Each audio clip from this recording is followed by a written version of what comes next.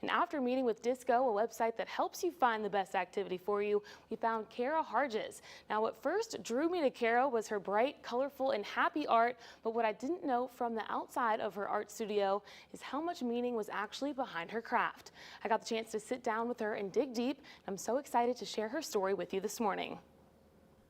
It's every art lover's dream, especially if you love the color pink. A studio where you can let loose, have fun, and learn a thing or two about yourself along the way. So if you wouldn't consider yourself to be too talented with the paintbrush, but love getting crafty, intuitive painting might be exactly what you're looking for. With intuitive painting, you don't know what you're going to do, you don't have a plan, and you're just allowing each little part of the process sort of inform the next part. And so it can be messy, it can be playful, and a lot of times the coolest parts come about from a mistake or a drip or some smudge. So I tie that back in for people about that's how life can be. Cara's Art Loft sessions come paired with peace, quiet, and patience as she guides you through the process, which only makes sense after hearing her story. My background is actually in psychology, and I practiced counseling with clients for about a decade. But I started really young, and after about 10 years, I found myself just needing to do a little more growth myself before I continued seeing clients. I remember saying, I was like in my early 30s, and I remember saying, maybe I'll revisit this like when I'm in my 40s.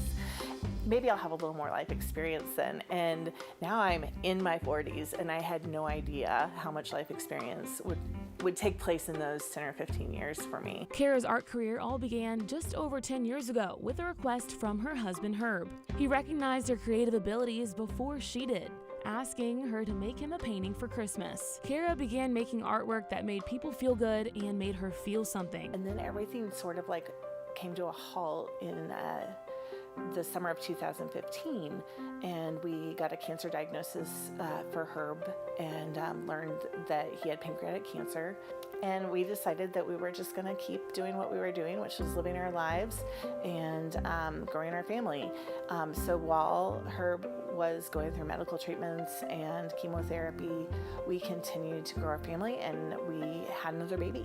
Herb started getting sicker and sicker, and eventually within a matter of weeks after our second baby was born, he died. It happened much quicker than we ever could have imagined. Eventually it was sort of like, well, what do I want to do next? How do I want to handle this? Because I can't control that this happened, but I get to choose what I do next. And I don't want to just walk around this planet as a body to hold a heartbeat.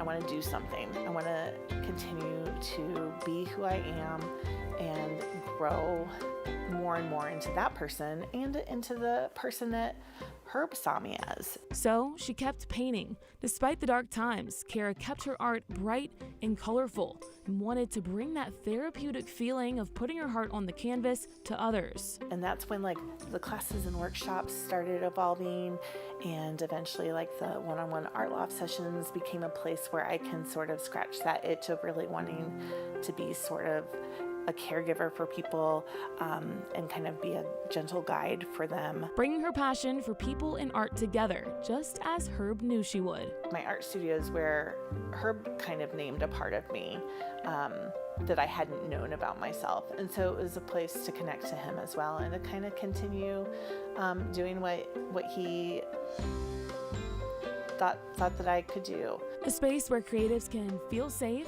have fun, and let go. Such a cool experience. Again, that was Cara and I in her art loft. So you can go ahead and book your session right now and get 20% off with the code ShowMeCara20.